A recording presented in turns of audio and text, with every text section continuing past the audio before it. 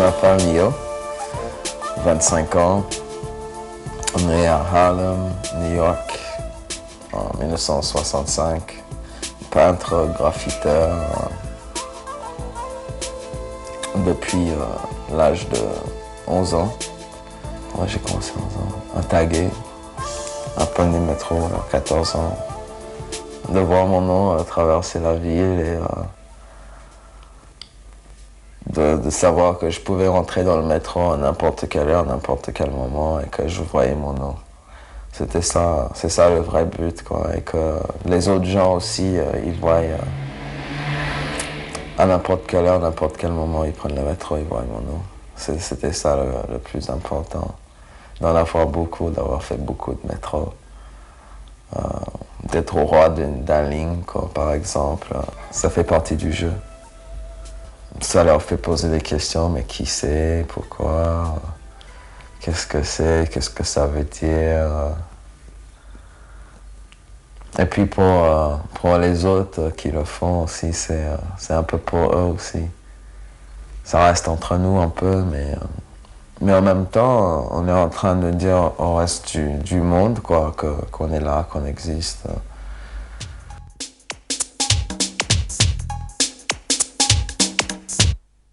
Ça a terminé vers 86, 87, ça s'est arrêté à cause de le meilleur Koch qui a décidé qu'il ne voulait plus voir ça et qui a tout fait pour l'arrêter. Et ça s'est arrêté, quoi, c'est plus ça. Et bien sûr, il y avait des amendes, il y avait des heures de communauté à faire. Des choses dans ce genre, et puis quand il a voulu vraiment commencer, c'était de la prison, genre un week-end en prison, ou des très très grandes amendes, et tu passais dans le journal pour avoir été attrapé pour graffiti, quoi. Ça n'a pas vraiment arrêté, mais ça a pris un autre aspect, c'est plus dans la rue que en dessous la rue, quoi. C'est plus underground, quoi. Maintenant, c'est carrément dans la rue, en plein jour, quoi. Ce qu'on peut dire par rapport au phénomène de New York, c'est que, bon, à la fois, il relevait donc de jeunes qui étaient des jeunes de la deuxième génération, des jeunes souvent des portoricains, des jeunes issus de l'immigration. Bon, si on faut repenser un petit peu aux conditions de l'immigration américaine, et en particulier dans New York, c'est d'un côté, on a les parents qui s'installent et qui créent plutôt une unité dans ce qu'on appelle les ghettos, mais qui ont un sens là qu'il ne faut peut-être pas prendre forcément de façon négative, qui créent une unité culturelle souvent non francophone, non anglophone, pardon, par rapport au lieu, et qui n'en bouge pas. Hein. Et puis la deuxième génération, elle commence à sortir, elle est anglophone, elle commence à sortir et d'une certaine manière à vouloir se promouvoir, mais pour ça, elle le fait en donnant une image qu'elle pense la plus attirante pour elle-même, c'est-à-dire qu'elle ne donne pas son nom, elle s'invente un nom, donc un nom d'artiste, un nom de guerre, etc. Un nom de marque aussi, puisque bon, le contexte américain, c'est évidemment les produits. Et elle garde quand même une référence territoriale qui est le nom de la rue. Taki 183, Julio 204, K1 161. Bon, il y a quelques premiers taggeurs historiques qui sont livrés à ce jeu, donc qui étaient présentés à la fois comme un jeu, comme un défi, comme une revendication, une auto-publicité, une auto-promotion. Et puis petit à petit, ils ont été suivis par des milliers de jeunes. On a dit qu'il y a eu jusqu'à 5000 taggeurs recensés sur New York. Il y avait toute une organisation qui s'était créée. Et cette sorte de syndicat de taggeurs, si on peut l'appeler comme ça, d'association de taggeurs, a pu exposer assez rapidement, donc a été reconnu, a pu exposer à New York, à Chicago. Donc il y a eu effectivement un développement élitaire de quelques jeunes. Le past 20 years, there have been no movements since pop art. Any retailer, and let's face it, the gallery is indeed a retailer. They're always looking for something hot that they can merchandise and sell to the public. We had ABC TV, we had CBS here tonight. You know, we're going to be on the news tonight at 11 o'clock. But I did meet a guy here who's an art critic from the news, and he says he gets so goddamn mad every time he sees this that he walked up to one of the artists at the show tonight and said, "How would you feel if I took a can and wrote on your graffiti?" And the artist said to him, "I kill you, man."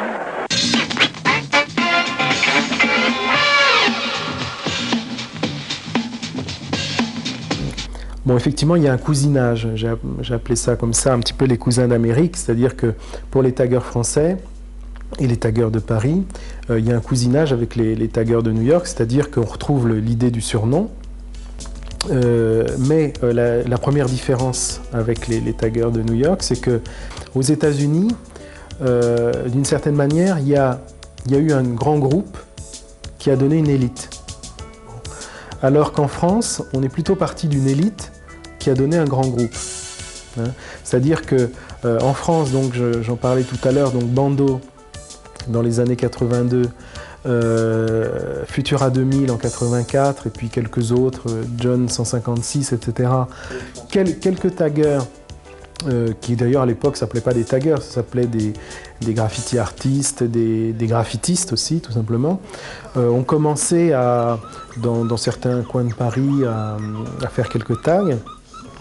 Ils le faisaient aussi en référence donc à la fois donc, à ces affiches dans le métro, en référence à une subculture qui commençait à se développer dans les années 83-84, qu'à l'époque on appelait, qui était représentée par la danse qu'on appelait le Smurf, par une musique qui s'appelait déjà le rap, mais ou le funk, enfin bon, qui commençait à se développer.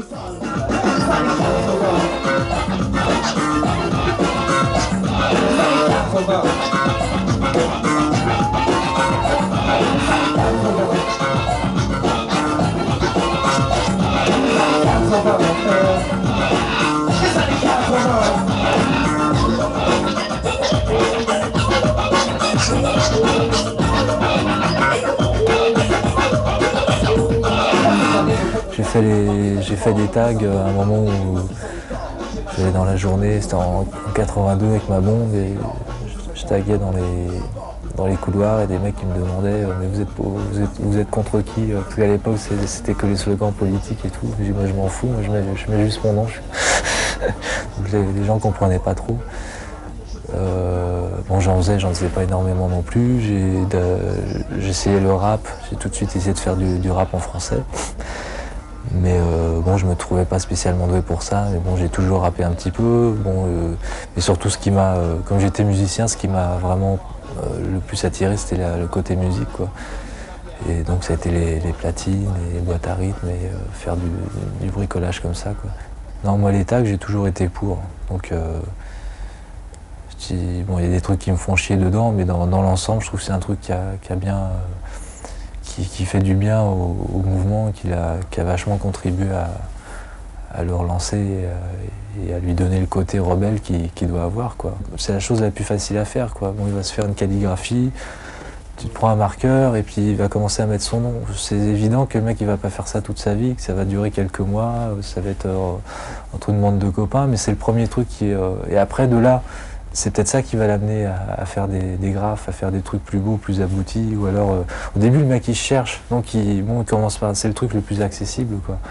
Donc il va commencer par le tag, et puis après ça évolue, hein.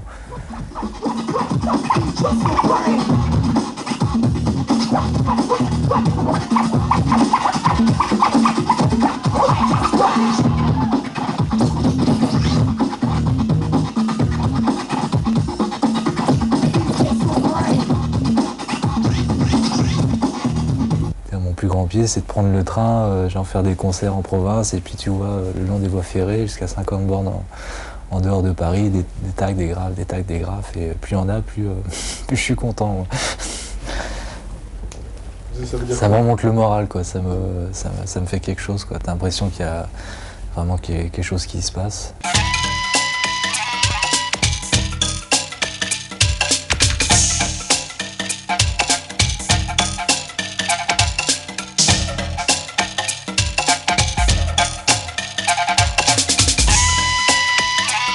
les tags sur Paris et l'Île-de-France, ils suivent le réseau des transports, donc du RER, ce qu'on appelle grosso modo la carte orange, quoi, enfin le territoire de la carte orange, et ils ne suivent pas du tout, j'allais dire même une opposition entre le centre et la périphérie, entre une ville de banlieue et une autre. Ils couvrent le territoire au-delà de Paris avec toute une banlieue.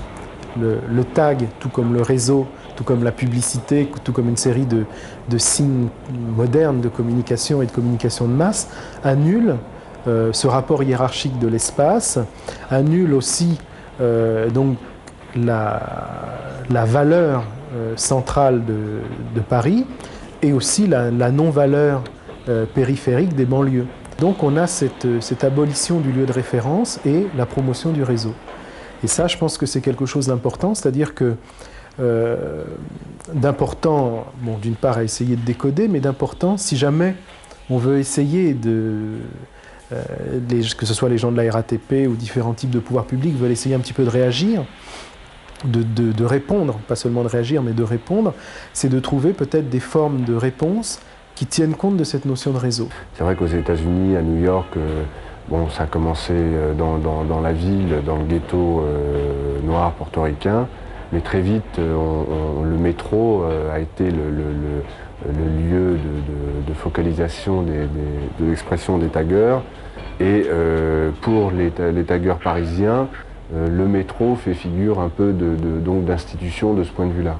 Bon, il y a une deuxième raison qui est liée, c'est que du même coup, le métro, c'est donc une institution où le tagger fait ses preuves. Hein. Quand on est tagger, on tague dans le métro. Alors, il y a l'aspect donc analogique avec le lien avec le métro new-yorkais, mais c'est aussi parce que le métro c'est un lieu clos, parce que c'est peut-être un lieu plus difficile. Et puis c'est vrai que le métro aussi c'est un lieu de passage obligé, donc qui offre du même coup une visibilité aux taggers que n'offrent pas d'autres espaces. Donc de ce point de vue-là, c'est vrai aussi que le métro est un peu victime de son succès, de sa dimension symbolique. Il faut être vu. Parce que, alors ça c'est peut-être un peu le paradoxe des taggers, le tag est une signature illisible et incompréhensible pour les non-initiés, mais parfaitement lisible et compréhensible pour le groupe des pairs. Donc d'une certaine manière c'est une non-communication, mais en même temps il y a une espèce de désir d'interpeller sur un mode anonyme les passants.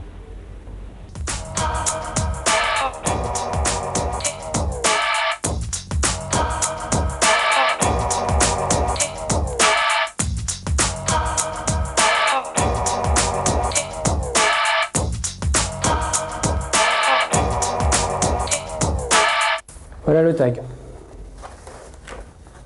Poseur, colors. Et voilà ce qu'on appelle le flaps. Le flaps, c'est un intermédiaire entre le graphe et le tag.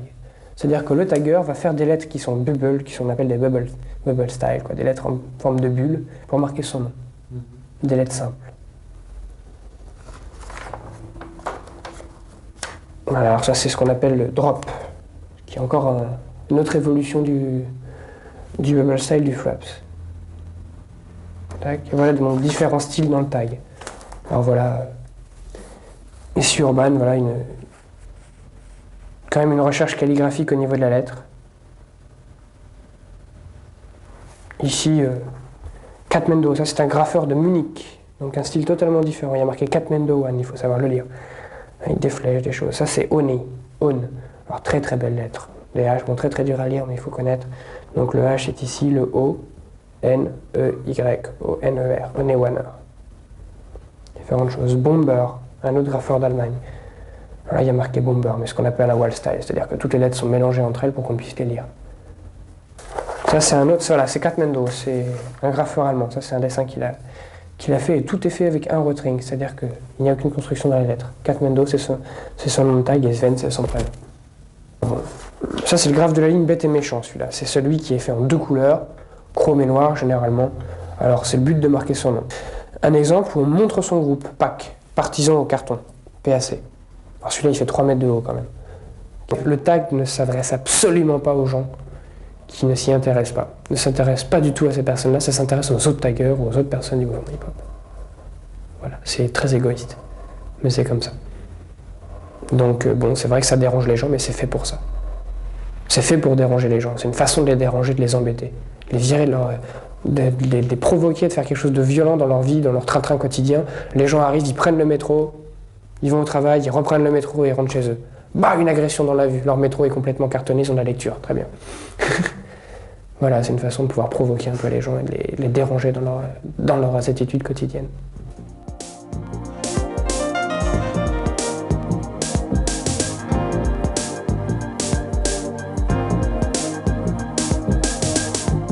Peindre avec des baumes, c'est fabuleux, c'est le pinceau du XXIe siècle. Hein. C'est une révélation, on peut faire sur des choses beaucoup plus grandes, on peut faire des choses avec une plus grande ampleur.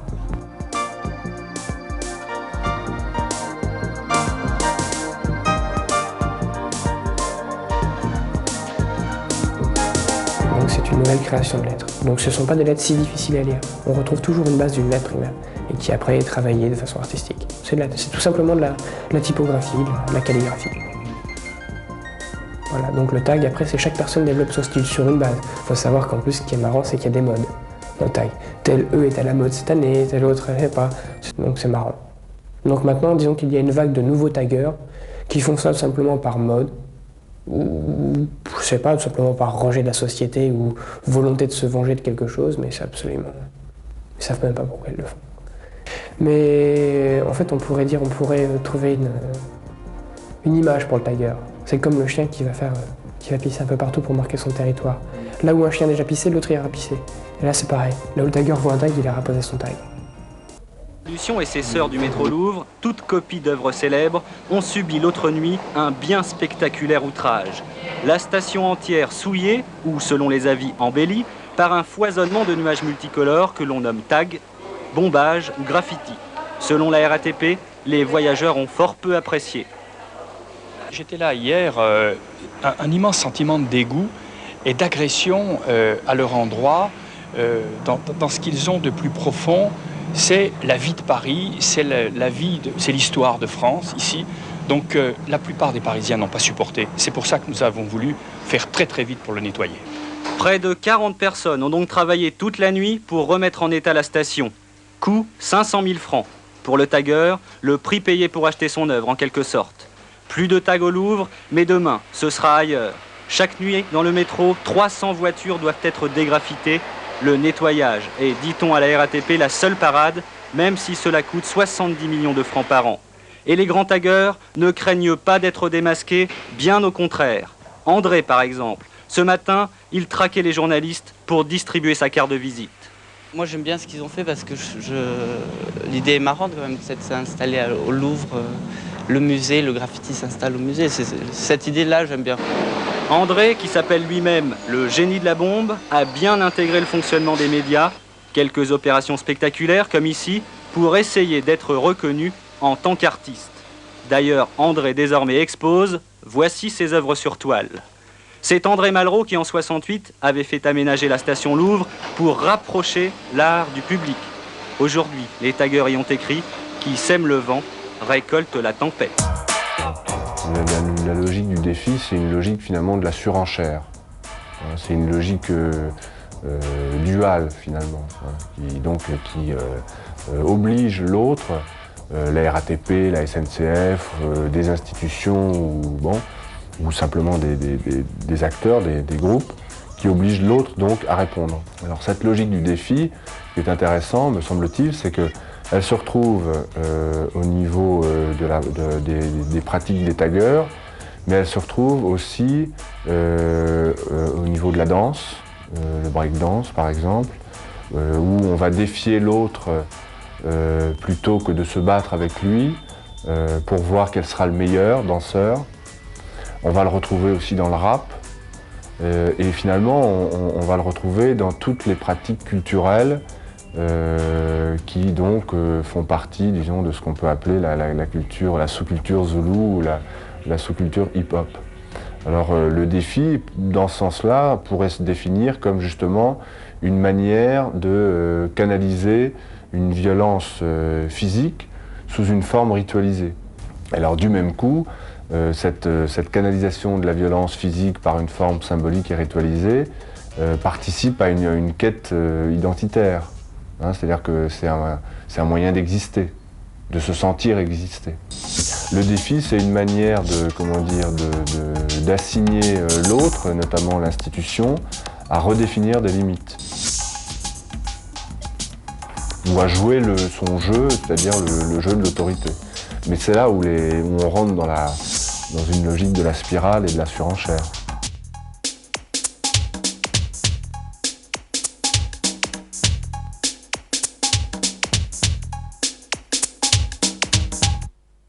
Donc l'État constitue effectivement des détériorations de biens mobiliers ou immobiliers, que ces détériorations sont punies de peines soit délictuelles, soit contraventionnelles, et que pour faire la distinction, la jurisprudence utilise le critère de la labilité de l'inscription. Quant au critère de poursuite, il est bien évident que si, sur le plan de la faute pénale elle-même,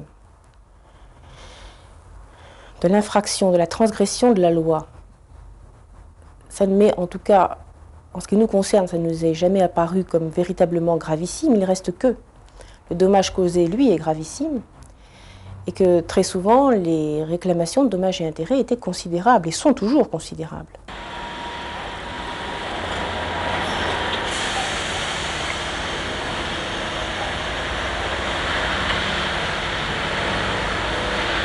Alors des amendes,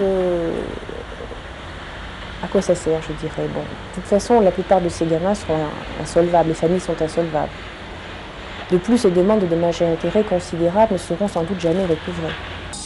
Et c'est l'idée de la médiation-réparation qui a surgi. Dès que le jeune est identifié, qu'il reconnaît les faits, immédiatement il va être invité à réparer. Si cette action de réparation est menée de façon satisfaisante par le jeune, eh bien la victime s'estime entièrement réparée de son préjudice et l'action publique ne sera pas engagée.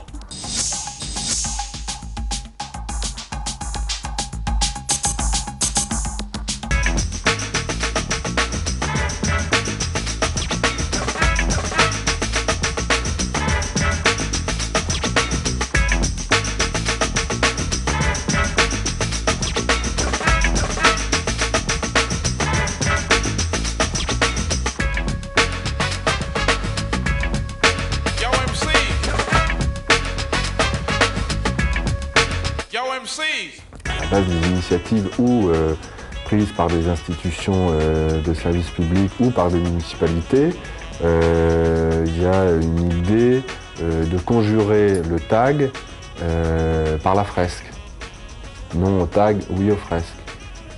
Donc l'idée que si on fait des fresques, ça empêchera les taggeurs d'officier.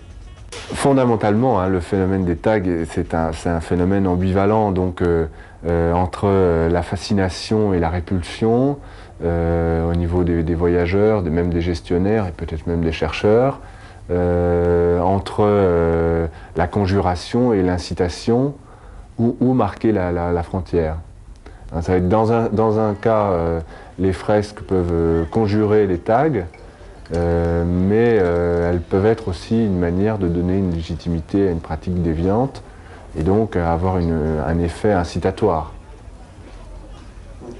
Et ça, c'est très difficile à gérer, c'est très difficile à maîtriser finalement. Regarde, dès que tu vas commencer à retourner ta montre, la pression va partir, tu vois, en masse et tout. Donc ça, ce sera les mauvais traits. Et après, tu vois, en attendant un peu, tes traits là, vont s'affiner. Tu vois. Donc à partir de là, tu pourras faire les cils, tu vois, les yeux. On vient pour le fun, nous, c'est pas pour le style. Hein.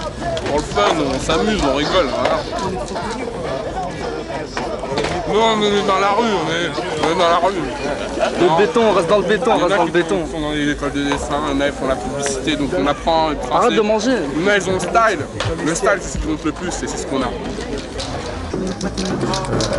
Quand on est interpellé par le tag, il faut tenir compte effectivement que c'est pas, en aucun cas, c'est seulement cette forme de pollution urbaine dont on veut bien parler, mais c'est un élément d'une culture. Alors, si on le considère comme forme de pollution, il faut faire attention aux amalgames et qu'on fait aussi par rapport à l'ensemble de cette culture.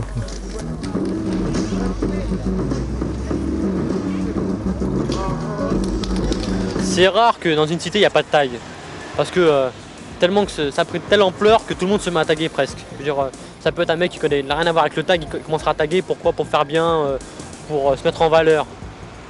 Par exemple, nous, comme nous on tag, ça va faire depuis longtemps qu'on tag. Comme on a déjà, comme on pourrait dire, retourné notre cité, il y a des petits qui viennent nous voir comme ça.